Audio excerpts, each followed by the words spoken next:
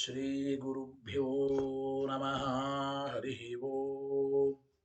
श्रियपत्ते नित्या गणितगुणमाणिक्यविशद प्रभाजालोल्लासोपहत सकलावद्यतमसे जगज्जन्मस्थेम प्रलयरचनाशीलवपुषे नमो शेषाम्नाय स्मृतिरुदयदीप्ताय हरये येन प्रादुरभावे भूमिवलये व्यस्तारिगो सन्तति प्रबोधिश्रुतिपङ्कजं करुणया प्रकाशितत्वं परम् ध्वान्तं ध्वंसमनायि साधुनिकरश्चाकारि सन्मार्गगः तेन व्यासदिवाकरेण सततं मात्याद्विमे मानसम् व्याप्तिर्यस्य निजे निजेन महसा पक्षे सपक्षे स्थितिः व्यावृत्तिश्च विपक्षतोत विषये शक्तिर्न वै बाधिते नैवास्ति प्रतिपक्षयुक्तिरतुलं शुद्धं प्रमाणं समे भूयात्तत्त्वविनिर्णयाय भगवानानन्दतीर्थो मुनिः भवति यदनुभावादेडमूकोऽपि वाग्मी जडमतिरपि जन्तुर्जायते प्राज्ञमूलिः सकलवचनचेतो देवता भारती सा मम वचसि निधत्तां सन्निधिं मानसे च रमानिवासोचितवासभूमि सन्न्याय रत्नावली जन्मभूमि वैराग्यभाग्यो मम पद्मनाभतीर्थामृताब्धिर्भवताद्विभूत्यै पदवाक्यप्रमाणज्ञान् प्रतिवादिमदर्शिदः श्रीमदक्षोभ्यतीर्थाख्यानुपतिष्ठे गुरून्मम श्रीमदानन्दतीर्थार्य सन्मनः सरसे भुवि अनुव्याख्याननलिने चिञ्चरीकति मनः न शब्दाब्दौ गाढाः न च निगमचर्चासु चतुराः न च न्याये प्रौढाः न च विदितवेद्या अपि वयम् परं श्रीमत्पूर्णप्रमतिगुरुकारुण्यसरणिं प्रपन्नामन्याः स्मः किमपि च वदन्तोऽपि महताम् भगवता बादरायणेन प्राणिनां निःश्रेयसाय प्रणीतमपि ब्रह्ममीमांसाशास्त्रम् असाधु निबन्धं दतमसा अवकुण्ठितत्वेन अप्रणीतमिव मन्यमानः भगवान् आनन्दतीर्थमुनिः यथाचार्याभिप्रायम् अस्य भाष्यं विधाय अनुभाष्यमपि करिष्यन् विलीन प्रकृतितया स्वयमन्तराय विदुरोऽपि अनवरतमीश्वर प्रवणकाय करणवृत्तिरपि नारायण प्रणामादिकं पारीप्सितस्य अनन्तराय परिसमाप्तेः प्रचयस्य च हेतुतया अवगीतशिष्टाचार परम्परादिना अवगतम् अवश्यं करणीयं शिष्यान् ग्राहयितुं ग्रन्थादौ निबध्नाति नारायणमिति नारायणं निखिलपूर्णगुणैकदेहं निर्दोषमाप्यदममप्यखिलैर्वाक्यैः अस्योद्भवादिदमशेषविशेषतोऽपि वन्द्यं सदा प्रियतमं मम सन्नमामि तमेव शास्त्रप्रभवं प्रणम्य जगद्गुरूणां गुरुमञ्जसैव विशेषतो मे परमाख्यविद्याव्याख्यां करोम्यन्वपि चाहमेव ओमो मथातो ब्रह्म जिज्ञासा ॐ श्रुतिक्षीराब्धिमामथ्यधीमं दरमहीभृता प्राप्ता न्यायसुधा येन तं जयीन्द्रमहं भजे बुधैरपि सुदुर्बोधे ग्रन्थे जन्मम साहसं तत्पारयन्तु निपुणाः गुरुपादरजक्कणाः लौकिकफलं लक्षणामृतदोहिनीं गुरुवनुग्रहरूपान्तां कामधेनुमुपास्महे मद्भुक्तिर्द्विनदी जयार्य शुभवाक् सूर्यात्मजा सङ्गमे व्याख्यास्नानमो विधाय नृहरे प्राप्य प्रसादं परं प्रापुरुषे कृतकृत्यतां गतमला विद्यादिराजादयो योगीशा कृपयन्तु ते जयमुनेर्भावस्य बोधाय मे शुकेन शान्त्यादिषु वाङ्मयेषु व्यासेन धैर्यं बुधिनोपमेयम् मनोजजित्या मनसां निपत्य रघुत्तमाख्यं सुगुरुं नमामि न दग्धं यस्य कौपीनम् अग्नौ दत्तमपि स्फुटम् वेदव्यासगुरुं नौमि श्रीवेदेश नमस्कृतम् सत्यनाथ गुरुः पातु योधीरो नवचन्द्रिका नवामृतगदा तीर्थताण्डवानि व्यचीकृपत आरूढः सहसा यतीन्द्रपदवीं गत्वा च वाराणसीं तत्रत्यान् कुमतप्रचारनिरतानद्वैतदिग्धन्तिनः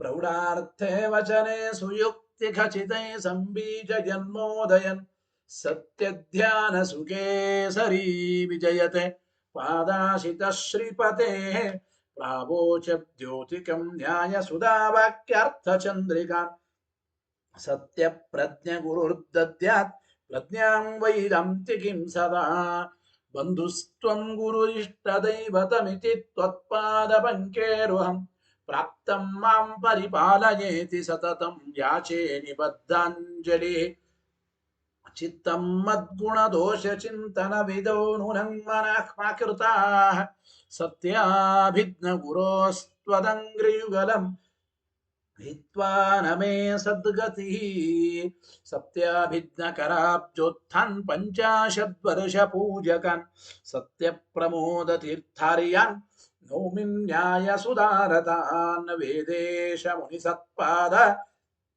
सेवा सम्प्राप्त वैभवान् यादवार्यान् वरसुधाटिकाकारान् वयं नुमः पृथ्वीमण्डलमध्यस्थाः पूर्णबोधमतानुगाः वैष्णवा विष्णुहृदयाः तन्नमस्ये गुरून् मम आपादमौलिपर्यन्तं गुरूणामाकृतिं स्मरेत् तेन विघ्नाः प्रणश्यन्ते सिद्ध्यन्ति च मनोरथाः शुभां ध्यायन्ति ये कामान् गुरुदेवः प्रसादजान् इतरान् आत्मपापोत्थान् तेषां विद्या फलिष्यति यैरहं शुकवत् सम्यक् शिक्षितोऽस्मि कृपालुभिः श्रीमत्सत्यात्मतीर्थार्यान् वन्दे विद्यागुरून् मम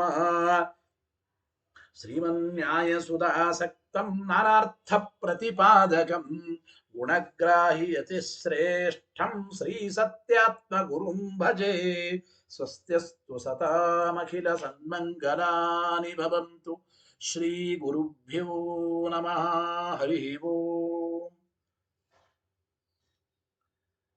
ಅದ್ವೈತಿಗಳಿಗೆ ಆ ಮಾಯಾವಾದಿಗಳಿಗೆ ನಾವು ಪ್ರಶ್ನೆ ಮಾಡಿದ್ದೇವೆ ನೇಹ ನಾನಾಸ್ತಿ ಕಿಂಚನ ಎಂಬ ಈ ಶ್ರುತಿ ಮೊದಲಾದವುಗಳು ಅದ್ವಿತೀಯವಾದ ಆತ್ಮತತ್ವವನ್ನೇ ಪ್ರತಿಪಾದನೆ ಮಾಡ್ತಾ ಇವೆ ಅಂತ ಹೇಳಿದ್ರಿ. ನೋಡಪ್ಪ, ಯಾವಾಗಲೂ ಕೂಡ ಶ್ರುತಿಗಳಿಗೆ ಅರ್ಥ ಯಾವುದು? ವಸ್ತುತಃ ಶ್ರುತಿಗಳ ಒಂದು ವಾಕ್ಯಾರ್ಥ ಅಂದ್ರೆ ಯಾವುದಪ್ಪ? ಮೇಲ್ನೋಟಕ್ಕೆ ತೋರೋದೇ ಶ್ರುತಿಗಳ ಅರ್ಥವೋ ಅಥವಾ ಷಡ್ವಿಧ ತಾತ್ಪರ್ಯ ಲಿಂಗಗಳಿಂದ ಸಹಿತವಾದ ಅಂದ್ರೆ ಷಡ್ವಿಧ ತಾತ್ಪರ್ಯ ಲಿಂಗಗಳಿಗೆ ಅನುಗುಣವಾದ ಅರ್ಥವೇ ಶ್ರುತಿಗೆ ಅರ್ಥವೋ? ನಿನ್ನೆಯ ಪಾಠದಲ್ಲಿ ಈ ವಿಕಲ್ಪ ಮಾಡಿದ್ದೇನೆ. ಮೊದಲನೇ ಪಕ್ಷ ಸರಿಯಲ್ಲ. ಆಪಾತತಃ ಅಂದ್ರೆ ಮೇಲ್ನೋಟಕ್ಕೆ ತೋರೋದೇ ಶ್ರುತಿಗಳಿಗೆ ಅರ್ಥ ಅಂದ್ಬಿಟ್ರೆ ಆಕಾಶ ಇತಿ ಹೋವಾಚ ಎಂಬ ವಾಕ್ಯದಲ್ಲಿ ಆಕಾಶ ಶಬ್ದ ಬಂದಿದೆ. ಆ ಆಕಾಶ ಅಂದ್ರೆ ನಮಗೆ ಮೇಲ್ನೋಟಕ್ಕೆ ತೋರತಕ್ಕಂತಹದ್ದು, ನಮ್ಮ ಅನುಭವಕ್ಕೆ ಬರತಕ್ಕಂತಹದ್ದು ಭೂತಾಕಾಶ. ಭೂತಾಕಾಶ ಎಂಬ ಅರ್ಥವನ್ನೇ ಒಪ್ಪಬೇಕಾಗುತ್ತದೆ ಎಂಬ ಮಾತನ್ನ ತಿಳಿಸಿಕೊಡ್ತಾ ಇದ್ದಾರೆ. ಗೊತ್ತಾಯ್ತಾ? ಹಾಗಾದ್ರೆ ಆಗ್ಲಿ, ಮೇಲ್ನೋಟಕ್ಕೆ ತೋರೋದೇ ಶ್ರುತಿ ಅರ್ಥ ಅಂತ ಹೇಳೋಣ ಅಂತಂದ್ರೆ ಓಂ ಆಕಾಶಸ್ಥಲಿಂಗಾತ್ ಎಂಬುವ ಆ ಅಧಿಕರಣದಲ್ಲಿ ಆಕಾಶಾಧಿಕರಣದಲ್ಲಿ ಆಕಾಶ ಅಂದ್ರೆ ಯಾರು? ನಿಜವಾಗ್ಲೂ ಆಕಾಶ ಅಂದ್ರೆ ಆ ಪರಮಾತ್ಮನೇ. ಆಕಾಶ ಅಂದ್ರೆ ನಿಜವಾಗ್ಲೂ ಭಗವಂತನೇ ಅಂತ ಮೀಮಾಂಸಾ ಮಾಡಿ ಚರ್ಚೆ ಮಾಡಿ ನಿರ್ಣಯ ಮಾಡಿದ್ದಾರೆ. ಯಾವಾಗಲೂ ಕೂಡ ಕೇವಲ ಮೇಲ್ನೋಟಕ್ಕೆ ತೋರೋದೇ ಶ್ರುತ್ಯರ್ಥ ಅಂದುಬಿಟ್ರೆ ಹಾಗಾದ್ರೆ ಯಾವ ವಿಷಯದ ಬಗ್ಗೆಯೂ ಮೀಮಾಂಸಾನೇ ಬೇಡ, ಮೀಮಾಂಸಾ ಶಾಸ್ತ್ರವೇ ವ್ಯರ್ಥ ಅಂತ ಆಗುತ್ತದೆ. ಮೀಮಾಂಸಾ ಶಾಸ್ತ್ರವೇ ವ್ಯರ್ಥ ಅಂತ ಆಗುತ್ತದೆ. ಇನ್ನು ದ್ವಿತೀಯೇತು ಎರಡನೇದ್ದು ಹಂಗಲ್ಲ. ನೋಡಿ ಏನ್ ಅಭಿಪ್ರಾಯ ಅಂತಂದ್ರೆ ಮೇಲ್ನೋಟಕ್ಕೆ ತೋರೋದೇ ಶ್ರುತ್ಯರ್ಥ ಅಲ್ಲ, ಕಿಂತು ಷಡ್ವಿಧ ತಾತ್ಪರ್ಯ ಲಿಂಗಗಳಿಗೆ ಅನುಗುಣವಾದ ಅರ್ಥವೇ ಶ್ರುತ್ಯರ್ಥ ಅಂತ ಅಂಬೋದಾದ್ರೆ ಕಥಮಿದಂ ವಾಕ್ಯಂ ಉಕ್ತ ಲಕ್ಷಣ ಆತ್ಮತತ್ವ ಪರಂ ಸ್ಯಾತ್. ಷಡ್ವಿಧ ತಾತ್ಪರ್ಯ ಲಿಂಗಗಳಿಗೆ ಅನುಗುಣವಾದ ಅರ್ಥವಾಗಿರಬೇಕು, ಅದು ಶ್ರುತ್ಯರ್ಥ ಅಂತಂಬೋದಾದರೆ ಈಗ ನೀವು ನೇಹನ ನಾಸ್ತಿ ಕಿಂಚನ ಎಂಬ ವಾಕ್ಯ ಇದು ಅದ್ವಿತೀಯವಾದ ಬ್ರಹ್ಮನನ್ನು ಹೇಳಿಕೊಡ್ತದೆ ಅಂತ ನೀವು ಅಂದ್ರಲ್ಲ, ದ್ವಿತೀಯ ವಸ್ತು ರಹಿತನಾದ ಬ್ರಹ್ಮನನ್ನು ಹೇಳಿಕೊಡ್ತದೆ ಅಂದ್ರಲ್ಲ, ಅದು ಹೇಗೆ ಹೇಳುತ್ತದೆ? ನೇಹನ ನಾಸ್ತಿ ಕಿಂಚನ ಮೊದಲಾದ ಶ್ರುತ್ಯಾದಿ ವಾಕ್ಯಗಳು ಅದ್ವಿತೀಯ ಬ್ರಹ್ಮಪರ ಅಂತ ಹೇಗಾಗುತ್ತವೆ? ಯಾತಕ್ಕೆ ಅಂದ್ರೆ ಉಪಕ್ರಮಾದಿ ಲಿಂಗೇಶು ಬಲವತ್ಯ ಉಪಪತ್ಯ ವಿರುದ್ಧತ್ವಾತ್. ಉಪಕ್ರಮಾದಿ ಷಡ್ವಿಧ ತಾತ್ಪರ್ಯ ಲಿಂಗಗಳಲ್ಲಿ ಆರನೇದ್ದು ಅದು ಉಪಪತ್ತಿ ಅಂದ್ರೆ ಯುಕ್ತಿ. ಉಪಪತ್ತಿ ವಿರೋಧ ಬರ್ತಾ ಇರೋದ್ರಿಂದ ನೀವು ಹೇಗೆ ಉಪಪತ್ತಿ ವಿರೋಧ ಬರ್ತಾ ಇರೋದ್ರಿಂದ ನೀವು ಹೇಗೆ ಈ ಶ್ರುತಿ ವಾಕ್ಯ ಕೇವಲ ಅದ್ವಿತೀಯ ಬ್ರಹ್ಮಪರ ಅಂತ ಹೇಗೆ ಹೇಳ್ತೀರಿ? ನೀವು ಸಾಧ್ಯ ಇಲ್ಲ ಎಂಬ ಮಾತನ್ನು ಹೇಳ್ತಾ ಇದ್ದಾರೆ. ಹಾಗಾದ್ರೆ ನೋಡಿ, ಅದಕ್ಕೆ ಶಾಸ್ತ್ರದಲ್ಲಿ ವೇದವ್ಯಾಸ ದೇವರೇನೆ ಎಲ್ಲೆಲ್ಲಿ ಉಪಪತ್ತಿಗಳ ವಿರೋಧ ಬರುತ್ತದೋ ಅಲ್ಲೆಲ್ಲ ಅನ್ಯಾರ್ಥವನ್ನು ಕಲ್ಪನಾ ಮಾಡಿದ್ದಾರೆ ಅಂತ ತಿಳಿಯಬೇಕು. ಎಲ್ಲಿ ಹೇಗೆ? ಅತಃ ಏವ ಹಿ ಅಸತಃ ಸದಜಾಯತ ಇತ್ಯಾದಿ ವಾಕ್ಯ ಪ್ರತಿಪನ್ನಃ ಅರ್ಥಃ. ಅಸತಃ ಸದಜಾಯತ ಇತ್ಯಾದಿ ವಾಕ್ಯ ಪ್ರತಿಪನ್ನೋಪಿ ಅರ್ಥಃ ಕುತಸ್ಥು ಖಲು ಸೌಮ್ಯ ಏವಂ ಸ್ಯಾತ್ ಕಥಂ ಅಸತಃ ಸಜ್ಜಾಯೇತ ಇತ್ಯುಪಪತ್ತಿ ವಿರುದ್ಧಃ ತ್ಯಜ್ಯತೆ ಎಂಬ ಮಾತನ್ನು ಟೀಕಾರ ಹೇಳ್ತಾ ಇದ್ದಾರೆ. ಅಂದ್ರೆ ಏನ್ ಅಭಿಪ್ರಾಯ ನೋಡಿ. ಅಸತಃ ಸದಜಾಯತ ಅಂತ ಬರ್ತದೆ ತೈತ್ರೇಯ ಉಪನಿಷತ್ತಿನಲ್ಲಿ. ಹಿಂದಿನ ವಾಕ್ಯ ಏನ್ ಗೊತ್ತಾ? ಅಸದ್ವಾ ಇದಮಗ್ರ ಆಸೀತ್ ತಥೋ ವೈ ಸದಜಾಯತ ಅಂತ ಹೇಳ್ತಾ ಅಲ್ಲೇ ಮುಂದೆ ಅಸತಃ ಸದಜಾಯತ. ಇದೆಲ್ಲ ಋಗ್ವೇದಗಳಲ್ಲಿ ವಾಕ್ಯಗಳಿದೆ, ವಿಚಾರ ಇದೆ. ಇಲ್ಲಿ ಏನ್ ಅಭಿಪ್ರಾಯ ಅಂದ್ರೆ ಅಸತಃ ಸದಜಾಯತ ಎಂಬ ವಾಕ್ಯಕ್ಕೆ ಏನ್ ಅರ್ಥಪ್ಪ? ಉಪಪತ್ತಿ ವಿರೋಧ ಬಂದಾಗ ಅನ್ಯಾರ್ಥವನ್ನ ಹೇಳಬೇಕು ಎಂಬುದಕ್ಕೆ ದೃಷ್ಟಾಂತ ತೋರಿಸ್ತಾ ಇದ್ದಾರೆ ಟೀಕಾರಾಯರು.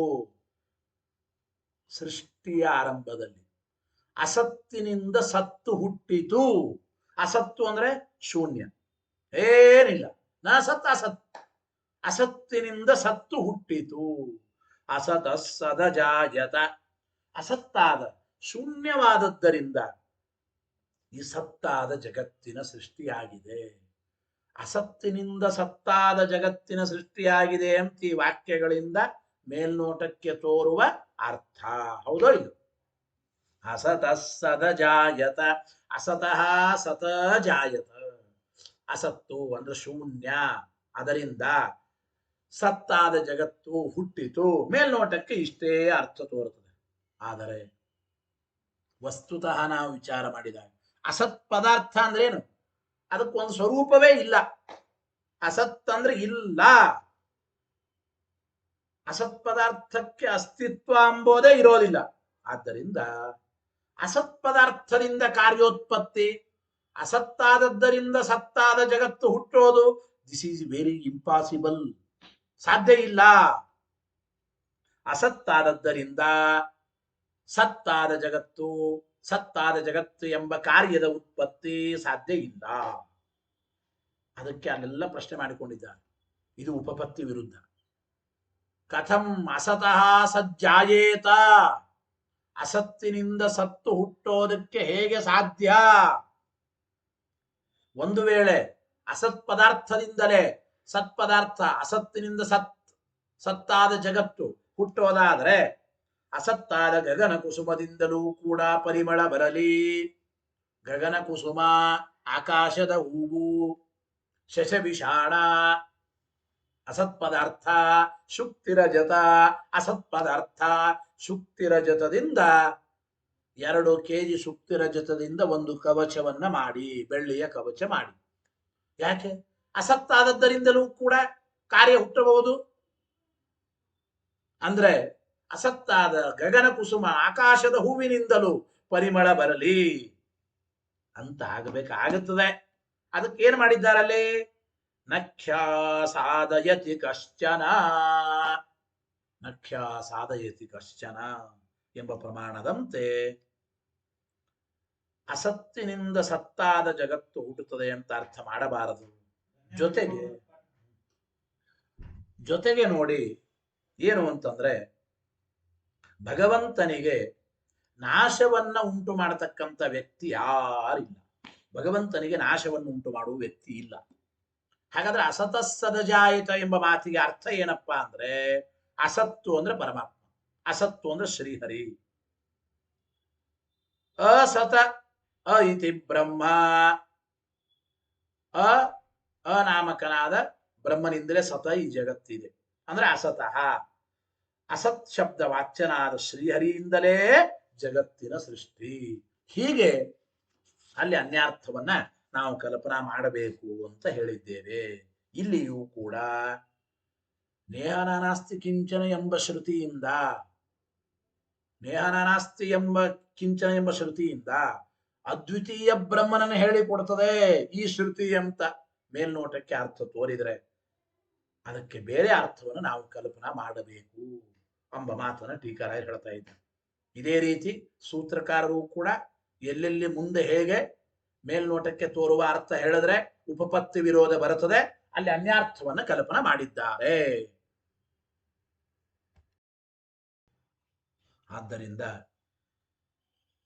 ಎಲ್ಲೆಲ್ಲಿ ಮೇಲ್ನೋಟಕ್ಕೆ ತೋರುವ ಶ್ರುತಿಗೆ ಅರ್ಥ, ನಾವು ಮೇಲ್ನೋಟಕ್ಕೆ ತೋರುವ ಅರ್ಥ ಇದು ಉಪಪತ್ತಿ ವಿರುದ್ಧವಾಗುತ್ತದೋ ಅಲ್ಲಿ ಆ ಮೇಲ್ನೋಟಕ್ಕೆ ತೋರುವ ಅರ್ಥವನ್ನು ಕೈಬಿಟ್ಟು ಅನ್ಯ ಅರ್ಥವನ್ನು ಹೇಳಬೇಕು.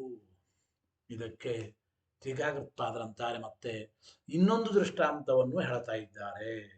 ವಕ್ಷ್ಯತಿ ಚ ಭಗವಾನ್ ಸೂತ್ರಕಾರ ಅಭಿಮಾನ್ಯಧಿಕರಣೆ, ಅಭಿಮಾನ್ಯಧಿಕರಣದಲ್ಲಿಯೂ ಕೂಡ ಸೂತ್ರಕಾರರೇ ಈ ವಿಚಾರವನ್ನು ಹೇಳಿದ್ದಾರೆ.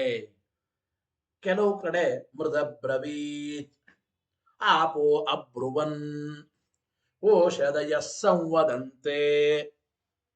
ಮೃದಬ್ರವೀತ್ ಅಂದ್ರೆ ಮಣ್ಣು ಮಾತಾಡಿತು, ಆಪೋ ಅಬ್ರುವನ್ ನೀರುಗಳು ಮಾತಾಡಿದವು, ಓಷಧಯ ಸಂವದಂತೆ ವನಸ್ಪತಿಗಳೆಲ್ಲ ಸಂವಾದ ಮಾಡಿದವು. ತಾಹ ಆಪಹ ಐಕ್ಷಂತ ಆ ನೀರುಗಳು ನೋಡಿದವು. ಹಿಂಗೆಲ್ಲ ವಾಕ್ಯಗಳಿವೆ. ಇವಕ್ಕೆ ಯಾವ ವಿಚಾರ ಮಾಡದೇನೆ ಮೇಲ್ನೋಟಕ್ಕೆ ತೋರಿದ ಅರ್ಥವನ್ನೇ ಹೇಳಿದರೆ ಉಪಪತ್ತಿ ವಿರೋಧ ಬರ್ತದೆ. ಮಣ್ಣು ಮಾತಾಡಿತು ಅಂದ್ರೆ ಜಡವಾದ ಮಣ್ಣು ಮಾತಾಡ್ತದ? ಇಲ್ಲ. ಜಡವಾದ ಮಣ್ಣು ಮಾತಾಡ್ತದೆ ಅಂದ್ರೆ ಉಪಪತ್ತಿ ವಿರುದ್ಧ. ಮೃತ ನ ವಕ್ತಿ ಜಡತ್ವಾತ್, ಹೀಗೆ ಉಪಪತ್ತಿ ವಿರೋಧ ಬರುತ್ತದೆ. ಅದಕ್ಕೆ ಏನ್ ಮಾಡಿದ್ದಾರೆ? 2ನೇ ಅಧ್ಯಾಯದ 1ನೇ ಪಾದದಲ್ಲಿ ಸೂತ್ರಕಾರರು ಅಭಿಮಾನ್ಯಪದೇಶಸ್ತು ವಿಶೇಷಾನುಗತಿಭ್ಯಾಪೋ ಎಂಬೋ ಈ ಸೂತ್ರದಲ್ಲಿ ಮಣ್ಣು ಮಾತಾಡಿತು ಅಂದ್ರೆ ಜಡವಾದ ಮಣ್ಣುಗಳಿಗೆ ಮಾತಾಡುವ ಸಾಮರ್ಥ್ಯ ಇಲ್ಲ, ಯುಕ್ತಿ ವಿರೋಧ ಬರುತ್ತದೆ. ಹೌದು, ಅದಕ್ಕೆ ಏನ್ ಮಾಡಬೇಕು ಅಂತಂದ್ರೆ ಮೃದಬ್ರವೀತ್ ಅಂದ್ರೆ ಮಣ್ಣಿನ ಅಭಿಮಾನಿ ದೇವತೆ ಧರಾದೇವಿ ಮಾತಾಡಿದಳು. ಮೃದಬ್ರವೀತ್ ಅಂದ್ರೆ ಮೃದಭಿಮಾನಿ ದೇವತಾ ಅಬ್ರವೀತ್.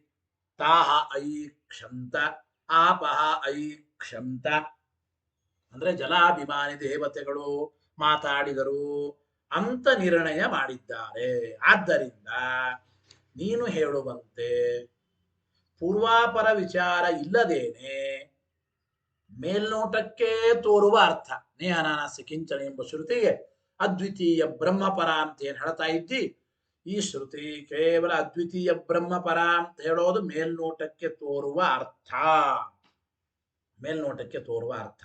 ಆದ್ದರಿಂದ ಅದನ್ನು ಒಪ್ಪಬಾರದು, ಉಪಪತ್ತಿ ವಿರುದ್ಧ.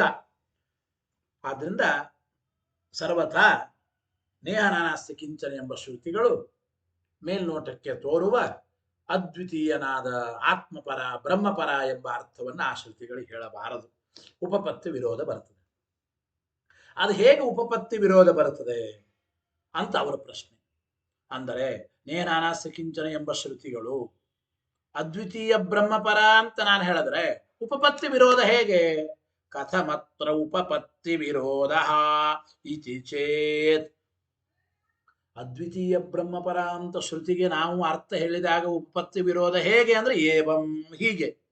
ಏನು ನೋಡಿ, ಬ್ರಹ್ಮನಿಂದ ಭಿನ್ನವಾದದ್ದೆಲ್ಲವೂ ಮಿಥ್ಯಾ, ಅದ್ವಿತೀಯ ಬ್ರಹ್ಮಪರ ಈ ಶ್ರುತಿಗಳು. ಅಂದ್ರೆ ಬ್ರಹ್ಮನಿಗೆ ದ್ವಿತೀಯ ವಸ್ತುವೇ ಇಲ್ಲ, ಎರಡನೇ ವಸ್ತು ರಹಿತನಾಗಿದ್ದಾನೆ ಬ್ರಹ್ಮ. ಅಂದ್ರೆ ಬ್ರಹ್ಮನನ್ನ ಬಿಟ್ಟು ಎರಡನೇ ವಸ್ತು ಇಡೀ ಜಗತ್ತು ಇಲ್ಲವೇ ಇಲ್ಲ. ಬ್ರಹ್ಮೈವ ಸತ್ಯಂ ಬ್ರಹ್ಮಾನ್ಯ ಸರ್ವಮಪಿ ಮಿಥ್ಯಾ, ಅದ್ವಿತೀಯ ಬ್ರಹ್ಮಪರ ಅಂದ್ರೆ ಇದೇ ಅರ್ಥ. ಬ್ರಹ್ಮನಿಂದ ಭಿನ್ನವಾದ ದ್ವಿತೀಯ ವಸ್ತುವೇ ಇಲ್ಲ ಅಂತ ಅಂದ್ಬಿಟ್ರೆ, ಯದಿ ದುಃಖಾದೇಹೇ ಆತ್ಮಾತಿರಿಕ್ತಸ್ಯ ಸಮಸ್ತಸ್ಯ ಮಿಥ್ಯಾತ್ವಂ ಶ್ರುತ್ಯಾದಿಬಲೇನ ಸ್ಯಾತ್, ಒಂದು ವೇಳೆ ಶ್ರುತಿ ಸ್ಮೃತಿ ಇತಿಹಾಸ ಪುರಾಣಗಳ ಬಲದಿಂದ ಸಮಸ್ತವಾದ ದುಃಖಾದಿ ಬಂಧಕ್ಕೆ, ಈ ದುಃಖಾದಿ ಪ್ರಪಂಚಕ್ಕೆ, ಆತ್ಮನಿಂದ ಭಿನ್ನವಾದ ಸಮಸ್ತ ದುಃಖಾದಿ ಪ್ರಪಂಚಕ್ಕೆ ನೇಹನಾನಾಸ್ಯ ಕಿಂಚನ ಎಂಬುವ ಈ ಶ್ರುತಿಯ ಬಲದಿಂದ ಮೇಲ್ನೋಟಕ್ಕೆ ತೋರುವ ಅರ್ಥವನ್ನೇ ಬ್ರಹ್ಮಾತಿರಿಕ್ತವಾದದ್ದು ಎಲ್ಲವೂ ಮಿಥ್ಯಾ ಅಂತ ಹೇಳೋದಾದ್ರೆ, ತತ್ತರ್ಹಿ ತಸ್ಯ ಶ್ರುತ್ಯಾದಿವಾಕ್ಯಸ್ಯ ತಾವನ್ಮಿಥ್ಯಾತ್ವಂ ಭವೇತ್. ನೇಹನಾನಾಸ್ಯ ಕಿಂಚನ ಎಂಬ ಶ್ರುತಿಗೆ ಅರ್ಥ ಏನು ನಿಮ್ಮ ಪ್ರಕಾರ? ಈಗ ಕೇವಲ ಮೇಲ್ನೋಟಕ್ಕೆ ತೋರುವ ಅರ್ಥ ಏನಪ್ಪಾ ಅಂದ್ರೆ ಬ್ರಹ್ಮಾತಿರಿಕ್ತಂ ಸರ್ವಮಪಿ ಮಿಥ್ಯಾ, ಬ್ರಹ್ಮಾತಿರಿಕ್ತಂ ದ್ವಿತೀಯ ವಸ್ತು ರಹಿತಂ, ಬ್ರಹ್ಮಾತಿರಿಕ್ತವಾದ ದ್ವಿತೀಯ ವಸ್ತು ಇಲ್ಲವೇ ಇಲ್ಲ, ಬ್ರಹ್ಮಾತಿರಿಕ್ತವಾದದ್ದು ಎಲ್ಲ ಸಮಸ್ತ ಪ್ರಪಂಚವು ಮಿಥ್ಯ. ಬ್ರಹ್ಮಾತಿರಿಕ್ತವಾದದ್ದು ಸಮಸ್ತ ಪ್ರಪಂಚವು ಮಿಥ್ಯಾ ಅಂದ್ರೆ ಬ್ರಹ್ಮಾತಿರಿಕ್ತವಾದ ಸಮಸ್ತ ಪ್ರಪಂಚದಲ್ಲೇ ಸೇರಿಕೊಂಡದ್ದು ಆ ವಾಕ್ಯವೂ ಕೂಡ, ನೇಹನಾನಾಸ್ಯ ಕಿಂಚನ ಎಂಬ ವಾಕ್ಯವೂ ಕೂಡ ಬ್ರಹ್ಮಾತಿರಿಕ್ತವೇ ಅಂದ ಮೇಲೆ ಅದು ಬ್ರಹ್ಮಾತಿರಿಕ್ತವೇ ಅಂದ ಮೇಲೆ ನೇಹನಾನಾಸ್ಯ ಕಿಂಚನ ಎಂಬ ಶ್ರುತಿವಾಕ್ಯವು ಬ್ರಹ್ಮನಿಂದ ಭಿನ್ನವಾದ ಮೇಲೆ ಹಾಗಾದ್ರೆ ಆ ಶ್ರುತಿವಾಕ್ಯವು ಮಿಥ್ಯಾ ಅಂತಾಯಿತು. ಆಗ್ಲಿ ಏನಾಯ್ತು? ಆತ್ಮಾತಿರಿಕ್ತತ್ವಾತ ಶ್ರುತಿವಾಕ್ಯವು ಮಿಥ್ಯಾ ಅಂತಾಯಿತು. ಅನ್ಯಥಾ ಇಲ್ಲ, ನೇಹನಾನಾಸ್ಯ ಕಿಂಚನ ಎಂಬ ಶ್ರುತಿವಾಕ್ಯ ಅದು ಮಿಥ್ಯಾ ಅಲ್ಲ, ಉಳಿದ ಜಗತ್ತು ಮಿಥ್ಯಾ ಅಂದ್ಬಿಟ್ರೆ ಅನ್ಯಥಾ ಹಾಗಾದ್ರೆ ಸ್ವಸ್ಮಿನ್ನೇವ ಅಸ್ಯ ಪ್ರಾಮಾಣ್ಯಂ ಪ್ರತಿಹತಂ ಇತಿ ನ ಕಂಚಿದರ್ಥಂ ಪ್ರತಿಪಾದಯೇತ. ಒಂದು ವೇಳೆ ಈ ನೇಹನಾನಾಸ್ಯ ಕಿಂಚನ ಎಂಬ ಶ್ರುತಿವಾಕ್ಯ ಮಾತ್ರ ಅದು ಮಿಥ್ಯಾ ಅಲ್ಲ ಅಂತ ಆಗಿಬಿಟ್ರೆ ಹಾಗಾದ್ರೆ ಆ ವಾಕ್ಯ ಹೇಳಿದ ಅರ್ಥ ಸರಿ ಅಲ್ಲ ಅಂತಾಯ್ತು. ಬ್ರಹ್ಮಾತಿರಿಕ್ತವಾದದ್ದು ಎಲ್ಲವೂ ಮಿಥ್ಯಾ, ನೇಹನಾನಾಸ್ಯ ಕಿಂಚನ ಅಂತ ಹೇಳಿದ ಮೇಲೆ ಆ ವಾಕ್ಯನೂ ಬ್ರಹ್ಮಾತಿರಿಕ್ತನೇ, ಬ್ರಹ್ಮಾತಿರಿಕ್ತವಾದರೂ ಆ ವಾಕ್ಯ ಮಿಥ್ಯಾ ಅಲ್ಲ ಅಂದ್ರೆ ಹಾಗಾದ್ರೆ ಆ ವಾಕ್ಯ ತನ್ನ ವಿಷಯದಲ್ಲಿ ಪ್ರಾಮಾಣ್ಯವನ್ನ ಹೊಂದೋದಿಲ್ಲ. ಬ್ರಹ್ಮಾತಿರಿಕ್ತವಾದದ್ದು ಎಲ್ಲವೂ ಮಿಥ್ಯಾ ಅಂತ ಅಂದ ಮೇಲೆ ಬ್ರಹ್ಮಾತಿರಿಕ್ತವಾದದ್ದು ವಾಕ್ಯ ತಾನೂ ಮಿಥ್ಯಾ ಆಗಬೇಕು. ಆ ವಾಕ್ಯ ಮಿಥ್ಯಾ ಅಲ್ಲ ಅಂದ್ರೆ ಹಾಗಾದ್ರೆ ಆ ವಾಕ್ಯ ಹೇಳಿದ ವಿಚಾರವೇ ತಪ್ಪು. ಬ್ರಹ್ಮಾತಿರಿಕ್ತಂ ಸರ್ವಮಪಿ ಮಿಥ್ಯಾ ಅಂದ ಮೇಲೆ ವಾಕ್ಯವು ಮಿಥ್ಯೆ ಆಗಬೇಕಾಯಿತು. ವಾಕ್ಯ ಮಿಥ್ಯ ಅಲ್ಲ ಅಂದ್ರೆ ಬ್ರಹ್ಮಾತಿರಿಕ್ತಂ ಸರ್ವಮಪಿ ಮಿಥ್ಯಾ ಎಂಬ ಮಾತು ಸರಿಯಲ್ಲ. ಅಂದ್ರೆ ತನ್ನಲ್ಲೇ ಆ ವಾಕ್ಯ ಪ್ರಾಮಾಣ್ಯವನ್ನ ಕಳೆದುಕೊಂಡಿತು. ಅನ್ಯಥಾ ಸ್ವಸ್ಮಿನ್ನೇವ ಅಸ್ಯ ಪ್ರಾಮಾಣ್ಯಂ ಪ್ರತಿಹತಂ. ಈ ವಾಕ್ಯ ತನ್ನಲ್ಲೇನೆ ಪ್ರಾಮಾಣ್ಯ ಎಂಬುದು ಕಳೆದುಕೊಂಡಂಗಾಯಿತು. ಯಾಕೆಂದ್ರೆ ಇದು ಬ್ರಹ್ಮಾತಿರಿಕ್ತವಾದರೂ ಇದು ಮಿಥ್ಯ ಆಗಲಿಲ್ಲಲ್ಲ. ಅಂದ ಮೇಲೆ ಬ್ರಹ್ಮಾತಿರಿಕ್ತವಾದದ್ದೆಲ್ಲವೂ ಮಿಥ್ಯ ಅಂತ ಈ ವಾಕ್ಯ ಈ ವಿಷಯವನ್ನ ಪ್ರತಿಪಾದನೆ ಮಾಡ್ಲಿಕ್ಕೆ ಆಗೋದಿಲ್ಲ. ಬ್ರಹ್ಮಾತಿರಿಕ್ತಂ ಸರ್ವಮಪಿ ಮಿಥ್ಯ ಇತಿ ವಕ್ತುಂ ಅನೇನ ವಾಕ್ಯೇನ ನ ಶಕ್ಯತೆ ನ ಕಂಚಿದರ್ಥಂ ಪ್ರತಿಪಾದಯೇ. ಇಲ್ಲ ಬರೀತಾರೆ ಅದನ್ನೇ. ಯದಿದಂ ವಾಕ್ಯಂ ಮಿಥ್ಯಾ ಸ್ಯಾತ್, ಆಗಲಿ ಬ್ರಹ್ಮಾತಿರಿಕ್ತಂ ಸರ್ವಂ ಮಿಥ್ಯಾ ಅಂತೆ ಆ ಶ್ರುತಿಯ ಅರ್ಥ ಅಂದ ಮೇಲೆ ಈ ನೇಹನಾನಾಸ್ತಿ ಕಿಂಚನ ಎಂಬ ವಾಕ್ಯವು ಮಿಥ್ಯಾ ಅಂತ ಒಪ್ಪೋಣ ಅಂದ್ರೆ ಯದಿದಂ ಇದಂ ವಾಕ್ಯಂ ಮಿಥ್ಯಾ ಸ್ಯಾತ್ ತಥಾಪಿ ಈ ವಾಕ್ಯವೇ ಮಿಥ್ಯಾ ಅಂದ ಮೇಲೆ ಎಲ್ಲದಕ್ಕೂ ಮಿಥ್ಯಾತ್ವವನ್ನು ಹೇಗೆ ಸಮರ್ಥನೆ ಮಾಡುತ್ತದೆ? ಯಾವುದೇ ಒಂದು ವಿಷಯ ಸಮರ್ಥನೆ ಮಾಡಬೇಕಾದ್ರೆ ಆ ವಿಷಯವನ್ನ ಪ್ರತಿಪಾದನೆ ಮಾಡುವ ವಾಕ್ಯ ಮೊದಲು ಪ್ರಮಾಣ ಸತ್ಯ ಅಂತ ಆಗಿರ್ಬೇಕೋ ಇಲ್ಲೋ? ಬ್ರಹ್ಮಾತಿರಿಕ್ತವಾದದ್ದು ಎಲ್ಲವೂ ಮಿಥ್ಯಾ ಅಂದ್ರೆ ವಾಕ್ಯವೂ ಬ್ರಹ್ಮಾತಿರಿಕ್ತ, ಆ ವಾಕ್ಯನೂ ಮಿಥ್ಯಾ ಅಂತಾಯ್ತು. ಆ ವಾಕ್ಯನೇ ಮಿಥ್ಯಾ ಅಂದ ಮೇಲೆ ಆ ವಾಕ್ಯದಿಂದ ಹೇಳಿದ ವಿಷಯವೂ ಸುಳ್ಳೇ. ವಾಕ್ಯದಿಂದ ಹೇಳಿದ ವಿಷಯ ಏನು? ಇಡೀ ಜಗತ್ತು ಮಿಥ್ಯಾ. ಅದು ಹೇಳಲಿಕ್ಕೆ ಆಗೋದಿಲ್ಲ. ಇಡೀ ಜಗತ್ತು ಮಿಥ್ಯಾ ಅಂತ ಹೇಳುವ ವಾಕ್ಯವೇ ಸುಳ್ಳ್ರಿ. ಜಗತ್ತು ಮಿಥ್ಯಾ ಆಗುತ್ತದೆ ಹೇಗೆ? ಯದಿಚ ಇದಂ ವಾಕ್ಯಂ ಮಿಥ್ಯಾ ಸ್ಯಾತ್ ತಥಾಪಿ ದುಃಖಾದೇಹೇ ಮಿಥ್ಯಾತ್ವಂ ನ ಪ್ರತಿಪಾದಯೇತ. ಆ ದುಃಖಾದಿ ಪ್ರಪಂಚಕ್ಕೆ ಸರ್ವಥಾ ಮಿಥ್ಯಾತ್ವವನ್ನ ನೇಹನಾನಾಸ್ಯ ಕಿಂಚನ ಎಂಬ ವಾಕ್ಯ ಪ್ರತಿಪಾದನೆ ಮಾಡೋದಿಲ್ಲ. ಸರ್ವಥಾ ಪ್ರತಿಪಾದನೆ ಮಾಡೋದಿಲ್ಲ. ಯಾಕೆ? ಮಿಥ್ಯಾಭೂತಸ್ಯ ವಂದ್ಯಾಸುತ ವಚಸಃ ಸಾಧಕತ್ವ ಅದರ್ಶನಾತ್. ನೋಡಿ, ಮಿಥ್ಯಾಭೂತವಾದ ಒಂದು ವಾಕ್ಯ ಎಲ್ಲಿಯಾದರೂ ಸಾಧಕವಾದದ್ದು ಕಂಡಿದೆಯಾ ಜಗತ್ತಿನಲ್ಲಿ? ತೋರಿಸಿ. ಮಿಥ್ಯಾಭೂತವಾದ ವಾಕ್ಯ ಅಂದ್ರೆ ವಂದ್ಯಾಸುತನ ಮಾತು, ಬಂಜಯ ಮಗನ ಮಾತು. ವಂದ್ಯಾಸುತ, ಬಂಜಯ ಮಗ. ಬಂಜಯ ಮಗ, ಬಂಜಯ ಮಗನೇ ಇಲ್ಲ. ಇನ್ನು ಬಂಜಯ ಮಗನ ವಾಕ್ಯ ದುರಿತೋ ವಾಸ್ತ. ವಂದ್ಯಾಸುತ ಅಂಬೋನೆ ಅಸತ್ ಪದಾರ್ಥ. ವಂದ್ಯಾಸುತ ಅಂಬೋನೆ ಅಸತ್ ಪದಾರ್ಥ ಅಂತಂದ ಮೇಲೆ ಅವನ ಮಾತು ಇನ್ನೂ ಅಸತ್ ಪದಾರ್ಥ. ಆ ರೀತಿ ಮಿಥ್ಯಾಭೂತವಾದ ವಂದ್ಯಾಸುತನ ಮಾತು ಯಾವುದೇ ಒಂದು ವಿಷಯವನ್ನು ಸಾಧನೆ ಮಾಡುತ್ತದ? ಮಾಡೋದಿಲ್ಲ. ಜಗತ್ತಿನಲ್ಲಿ ಕಂಡಿಲ್ಲ.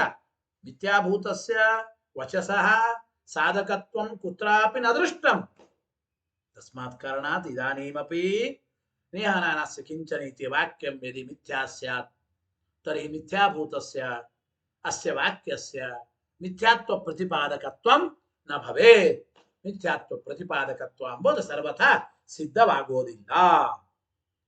ಮಿಥ್ಯಾಭೂತಸ್ಯ ವಂದ್ಯಾಸುತ ವಚಸಃ ಸಾಧಕತ್ವ ಅದರ್ಶನ. ಸರ್ವಥಾ ಮಿಥ್ಯಾಭೂತವಾದ ಮಾತಿಗೆ ಜಗತ್ತಿನಲ್ಲಿ ಎಲ್ಲಿಯೂ ಸಾಧಕತ್ವ ಎಂಬುದು ಕಂಡಿಲ್ಲ. ತದೇವಂ, ಈ ರೀತಿ ಅಸ್ಯ ವಾಕ್ಯಸ್ಯ, ಈ ಒಂದು ವಾಕ್ಯಕ್ಕೆ ನೋಡಿ, ನೇಹನಾನಾಸ್ಯ ಕಿಂಚನ ಎಂಬ ವಾಕ್ಯ ಮಿಥ್ಯಾ ಅಂದ್ರು ಅದು ಜಗತ್ತಿಗೆ ಮಿಥ್ಯಾತ್ವ ಪ್ರತಿಪಾದನೆ ಮಾಡ್ಲಿಕ್ಕೆ ತಾನೇ ಮಿಥ್ಯಾ ಅಂದ್ಮೇಲೆ ಜಗತ್ತಿಗೆ ಮಿಥ್ಯಾ ಅಂತ ಎಂಬ ವಿಷಯವನ್ನು ಸಾಧನೆ ಮಾಡ್ಲಿಕ್ಕೆ ಆಗಲ್ಲ. ಆ ವಾಕ್ಯ ಮಿಥ್ಯಾ ಅಲ್ಲ ಅಂದ್ರೂ ಕೂಡ ಅದು ಜಗತ್ತಿಗೆ ಮಿಥ್ಯಾತ್ವವನ್ನು ಸಾಧನೆ ಮಾಡ್ಲಿಕ್ಕೆ ಆಗಲ್ಲ. ಯಾಕೆ ಅಂದ್ರೆ ನೇಹನಾನಾಸ್ಯ ಕಿಂಚನ ಎಂಬ ವಾಕ್ಯ ಎಲ್ಲವೂ ಮಿಥ್ಯಾ ಅಂತ ಹೇಳಿ, ಬ್ರಹ್ಮಾತಿರಿಕ್ತವಾದದ್ದು ಎಲ್ಲವೂ ಮಿಥ್ಯಾ ಅಂತ ಹೇಳಿ ತಾನೇ ಮಿಥ್ಯಾ ಆಗಿಲ್ಲ ಅಂದ್ರೆ ಅದು ಹೇಗೆ ಮಿಥ್ಯಾತ್ವ ಸಾಧಕವಾಗುತ್ತದೆ? ಈ ರೀತಿ ನೇಹನಾನಾಸ್ಯ ಕಿಂಚನ ಎಂಬ ವಾಕ್ಯ ಮಿಥ್ಯಾ ಅಂತಾದರೂ ಸರಿ, ಮಿಥ್ಯಾ ಅಲ್ಲ ಅಂತಾದರೂ ಸರಿ, ಬಂಧಕ್ಕೆ ಮಿಥ್ಯಾತ್ವವನ್ನ ಆ ವಾಕ್ಯ ಸಾಧನೆ ಮಾಡಲಿಕ್ಕೆ ಸಾಧ್ಯವಿಲ್ಲ. ಬಂಧ ಮಿಥ್ಯಾತ್ವ ಪ್ರತಿಪಾದನ ಅಸಾಮರ್ಥ್ಯಾತ್. ಬಂಧ ಮಿಥ್ಯಾತ್ವವನ್ನ ಪ್ರತಿಪಾದನೆ ಮಾಡೋದಕ್ಕೆ ಆ ವಾಕ್ಯ ಸರ್ವಥಾ ಸಮರ್ಥವಾಗುವುದಿಲ್ಲ. ಅಂದ ಮೇಲೆ ಪ್ರತ್ಯಕ್ಷ ಬಾಧಕತ್ವ ಅನುಪಪತ್ತೇ. ಆದ್ದರಿಂದ ನೇಹನಾನಾಸ್ಯ ಕಿಂಚನ ಎಂಬ ಈ ಶ್ರುತಿ ವಾಕ್ಯ ಜಗತ್ಸತ್ಯತ್ವ ಗ್ರಾಹಿಯಾದ ನಮ್ಮ ಪ್ರತ್ಯಕ್ಷಕ್ಕೆ ಸರ್ವತಾ ಬಾಧಕ ಅಂತಾಗೋದಿಲ್ಲ. ಪ್ರತ್ಯಕ್ಷವನ್ನು ಕುರಿತು ಅದು ಬಾಧಕ ಅಂತಾಗೋದಿಲ್ಲ. ಆದ್ದರಿಂದ ನ ದುಃಖಾದಿ ಬಂಧ ಮಿಥ್ಯಾತ್ವ ಸಿದ್ಧಿ. ಆದ್ದರಿಂದ ಸರ್ವಥಾ ದುಃಖಾದಿ ರೂಪವಾದ ಪ್ರಪಂಚಕ್ಕೆ ಮಿಥ್ಯಾತ್ವ ಎಂಬುದು ಸರ್ವಥಾ ಸಿದ್ಧವಾಗುವುದಿಲ್ಲ ಎಂಬ ಮಾತನ್ನು ಹೇಳ್ತಾ ಇದ್ದ.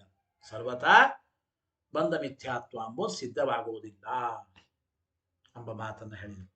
ಇದಾದ ಮೇಲೆ ಇಲ್ಲಿ ಮಿಥ್ಯಾತ್ವಂ ಯದಿ ದುಃಖಾದೇಃ ತದ್ವಾಕ್ಯಸ್ಯಾಗ್ರತೋ ಭವೇತ್. ಆಚಾರ್ಯರ ವಾಕ್ಯ.